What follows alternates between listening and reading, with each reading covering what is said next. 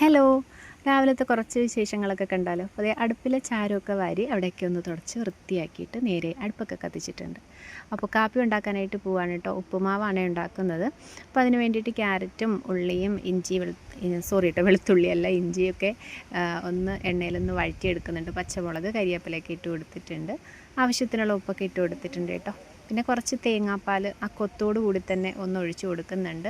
ആ പാലൊന്ന് തിളച്ച് വന്നപ്പോഴത്തേക്ക് നമ്മൾ പുട്ടുപൊടിക്ക് നനച്ച് വയ്ക്കത്തില്ലേ, അതുപോലെ റവയൊന്ന് നനച്ച് വെച്ചിട്ടുണ്ടായിരുന്നു. അത് തട്ടിക്കൊടുത്തു ഇളക്കി നന്നായിട്ട് വേവിച്ച് ചിക്കി തോർത്തി ഇങ്ങ് എടുത്ത് കേട്ടോ. അപ്പോൾ നമ്മൾ ഉപ്പുമാവ് അവിടെ റെഡി ആയിട്ടുണ്ട്. പിന്നെ കൂട്ടത്തിൽ കഴിക്കാൻ വേണ്ടിയിട്ട് പപ്പടമാണ് കേട്ടോ.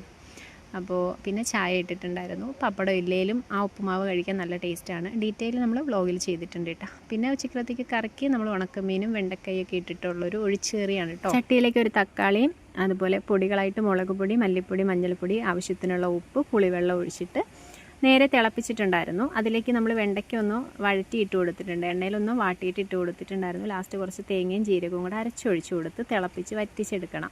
പിന്നെ അതിലേക്ക് കുറച്ച് താളിച്ചും കൂടെ ഒഴിച്ച് കഴിഞ്ഞാൽ നമ്മുടെ ആ ഒരു കറി അവിടെ റെഡിയാണ് കേട്ടോ. നല്ലൊരു കറിയാണേ. പിന്നെ കുറച്ച് കുമ്പളങ്ങയും ചൊരക്കയും ഉണ്ടായിരുന്നു. അത് വെച്ചിട്ടൊരു മെഴുക്കുവരട്ടിയും കൂടെ ആക്കി. അപ്പോൾ ഇത്രയേ ഉള്ളൂ. ഇഷ്ടപ്പെട്ടാൽ സബ്സ്ക്രൈബ് ചെയ്യണേ. ബായ്.